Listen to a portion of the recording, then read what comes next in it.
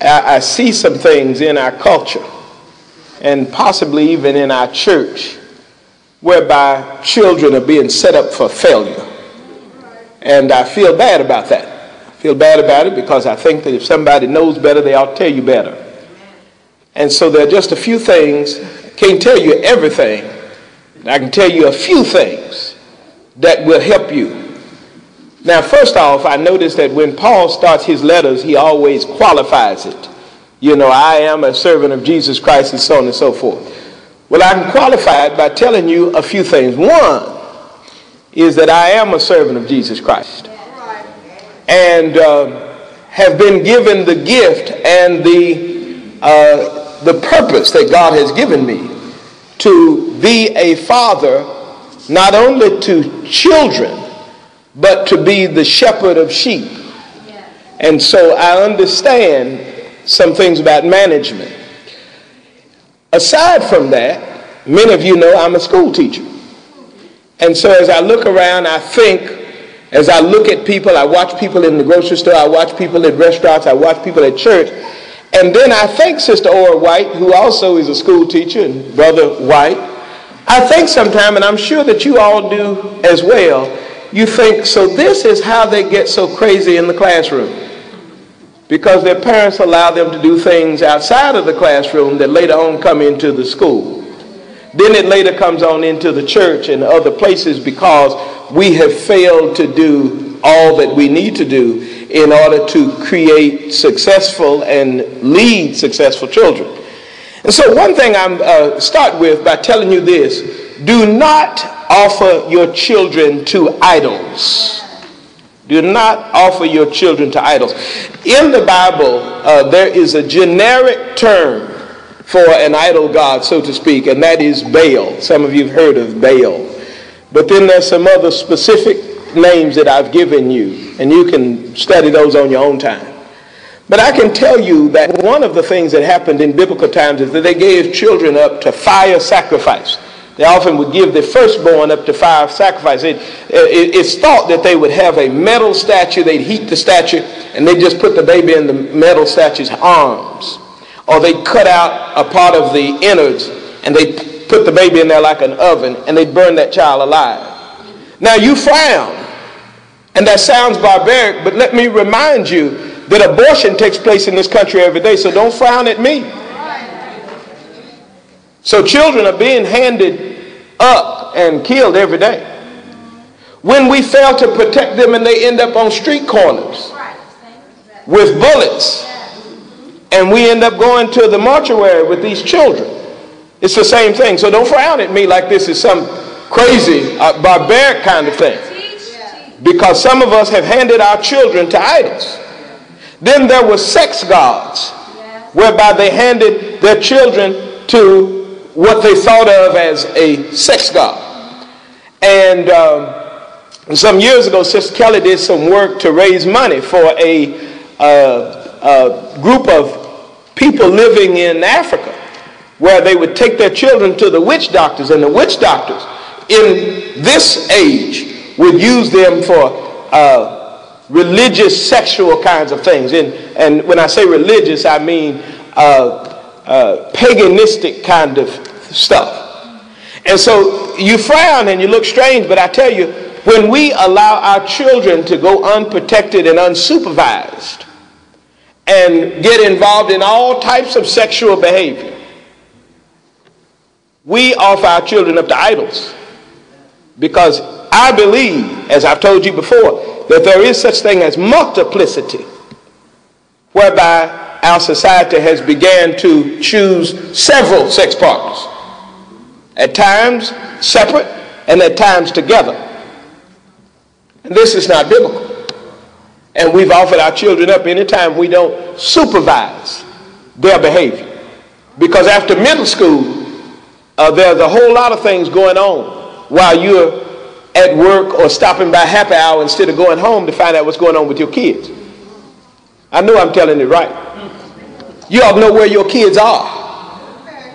They should not be left to themselves, but you ought to know where they are.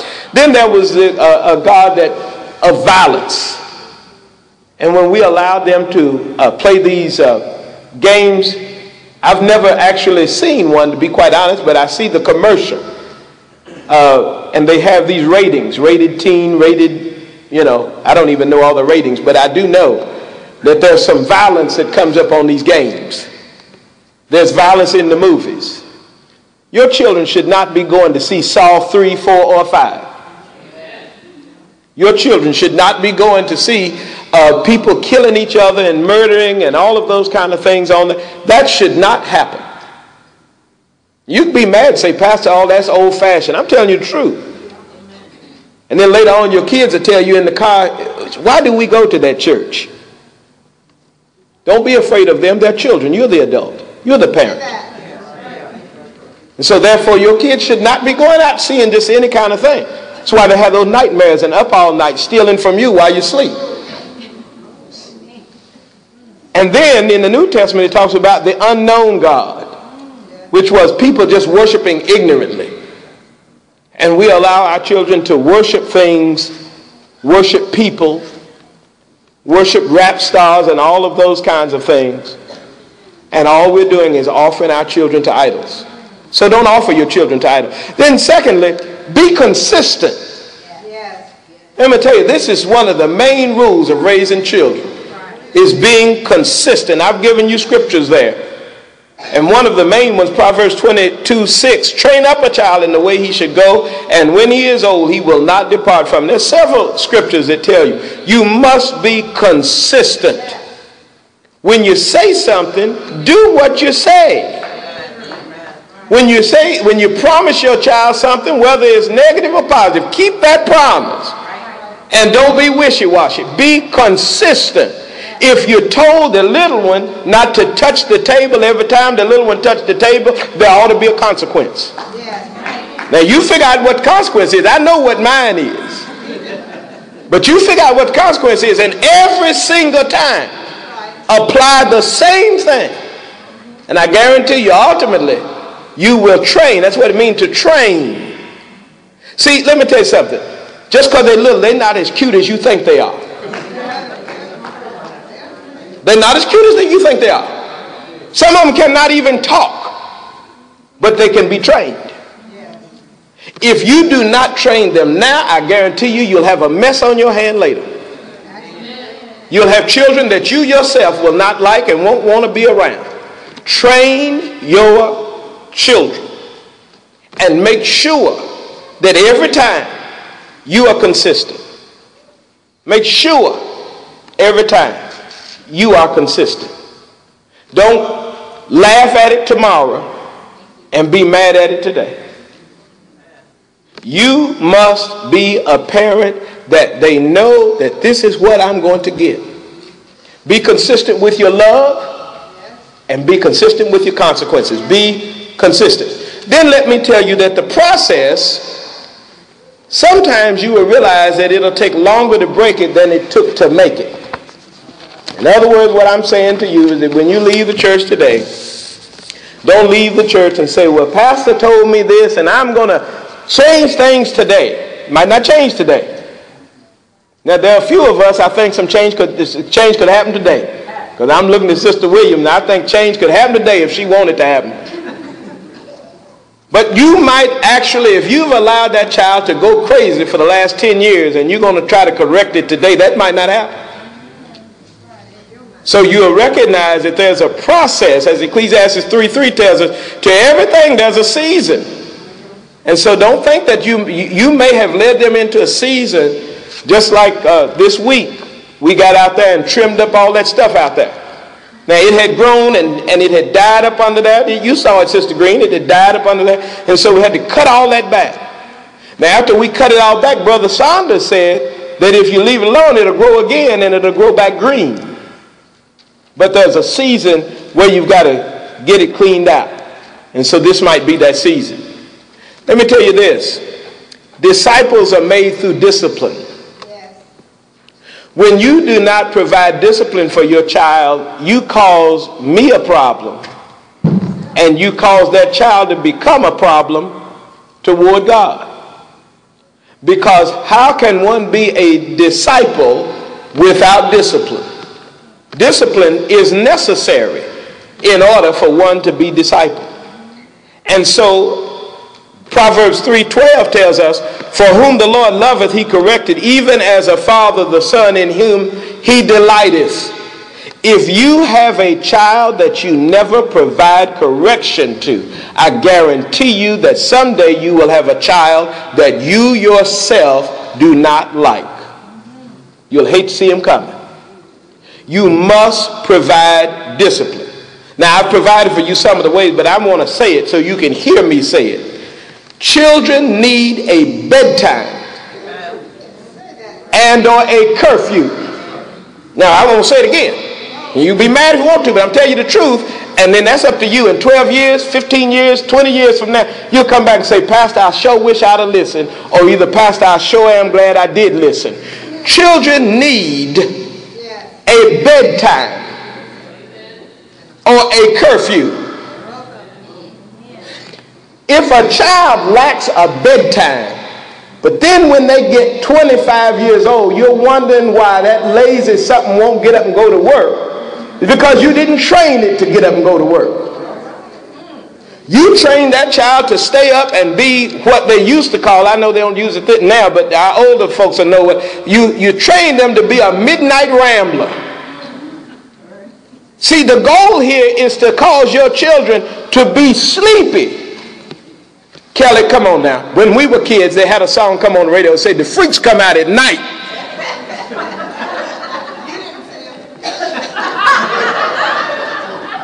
And if we train our children to be tired at night, there can't be no freaks at night. When they get 25, they'll still get sleepy around 9 o'clock. Children need a bedtime. But Wesley will tell you. Sister Lisa Preston will tell you.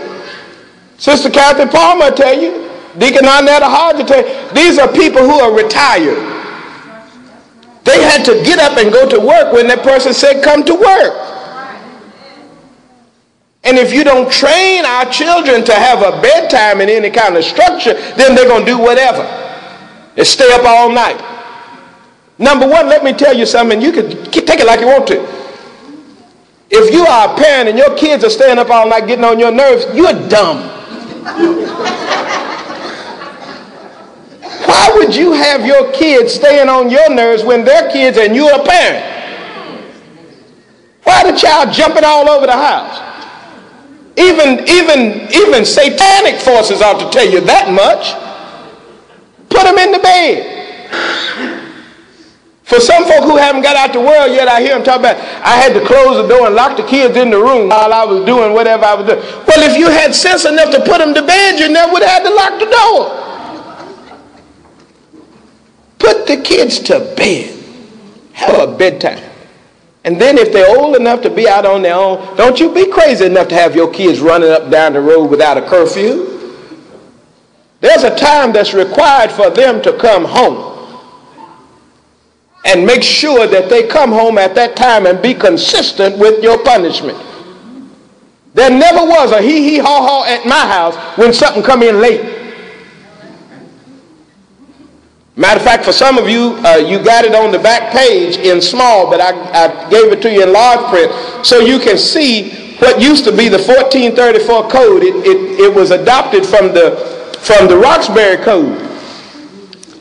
Kelly and I don't have children at home anymore, but when we had children at home, and Brittany's shaking her head, this is it. This was on the refrigerator. This was passed out in family meetings, so everybody know. Here are, and it's not no long list, it's 10 simple things. But these 10 things are things that I had expected. And if you didn't accomplish those 10 things on the back side, it shows you that there are consequences to not following the front side. See, anytime the front side doesn't do what it ought to do, something ought to come to the back side.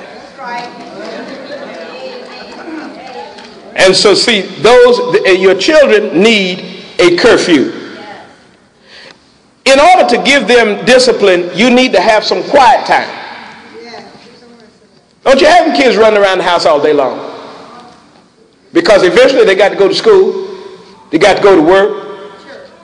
Brother Sloan works in the office. Brother Fisher works in the office. When the last time y'all seen people just running crazy down the hallway? No. We work here at the church. You don't see people, if you turn on the lights, just running around and acting crazy. How do you expect for them to be productive if you haven't taught them to have some quiet time? Sister Regina Bond, Sister Kelly Shaw, Sister Monica Williams, they can all tell you in the corporate world, there's times where you got to be quiet. There are times that even if you got ADHD, you got to put it under subjection when that man come in and say that the board meeting has now begun. And so therefore you have to have some quiet time. Then you have to insist that they focus. I know that the doctor told you something else, but you are the parent. Insist that your children focus. Doesn't matter if he's all around. Insist that they focus. It may start with a minute. Maybe your child's attention span is 1 minute. Then maybe it becomes 2 minutes and 3 minutes. You expand their attention span. Make them focus. That's why you have to read to them. That's why you have to slow them down. That is why, let me tell you, I know you like the volume up so loud. You like the music loud. You want the television loud. Turn it down. If you turn it down, they have to focus. Now, he watching Mickey Mouse. You got it up on volume 55. He just take it from 55 to 5, and I guarantee you he'll do like that because he want to hear it. And if you teach him to focus well enough, their conversations could be going on and other things could be going on. He'll focus so much so, or she'll focus so much so, till that television, if it's quiet enough, they'll hear it. I'm going to talk about that in a minute. You need to lower your voice. Yes. Make them focus. Unplug. Yeah. Take some of these televisions and turn them off. Only have them on for certain periods of time. Turn these video games off. Unplug them. Give them a book. Unplug them. Tell them to go outside. Unplug them. Tell them to write. Have them to eat in a seat. Have them to eat in a seat. And now let me tell you, that does not mean that you got little Johnny sitting there at the table with knees in the seat. Eat like this. Have the spaghetti on the floor, hot dogs over here. No. Come sit down. This is how people sit and eat. You go to a restaurant, you will not see anybody in civilized society with their knees. I've been all the way to the White House. I eat with President Clinton. Him and neither Mrs. Clinton had their knees in the seat. Colin Powell was there. He's over the whole arm, didn't have his knees in the seat. People in civilized society sit down with their behind in the seat. I'm telling you, right?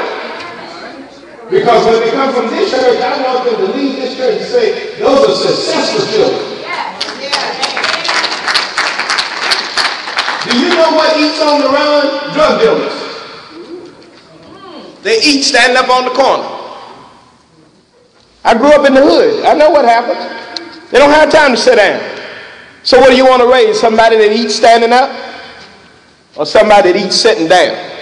See, a man that sits down to eat, I sit down to eat lunch. Am I right? The staff at church, don't I sit down to eat lunch? I eat a pretty good lunch too, don't I? You know why I sat down to eat lunch? Because I went to school long enough, studied long enough, and the Lord has blessed me with a job long enough that I sit down to eat. My wife sits down for lunch, either at her desk or in some cafeteria. Most of the people in this church sit down to eat their lunch. I'm not putting you down if you haven't gotten to that place yet, but I am saying to you, at least train your children so that they will be able to afford something that maybe you haven't. Allow them to be able to sit down and eat. That's what civilized and successful people do. They don't go to lunch counter. Remember the Sabbath and bring them to church. The preacher said this morning, we don't leave our kids at home. We bring our kids to the church. And the last I checked, Lord knows we done tried as hard as we can to make this a diverse church, but this is a predominantly working class church. Working class folk normally have the same kind of consequences. What I mean by that is that most of us in here have received, I'll be polite and say we've received a spanking. Most of us who are parents, we've delivered a spanking. And so what I'm saying to you is that there is nobody in here, as long as you're not drawing blood, that's going to tell you not to chastise your child. The church is the best place to train him. You see him run across the floor, grab him and spank his butt. And set him back down in that seat beside you, and won't nothing here look at you and say, you shouldn't have did that. Everything here will tell you, you should have did that. That's to train them to sit down and be still and to be productive. Make them disciples. Never tolerate inappropriate behavior at church, because there's nobody here that's going to judge you because you are taking care of your business. As a matter of fact, folk are going to look at you like you're crazy when you don't. Use the love language. Use the love language. You know, I hear too many parents using the wrong language.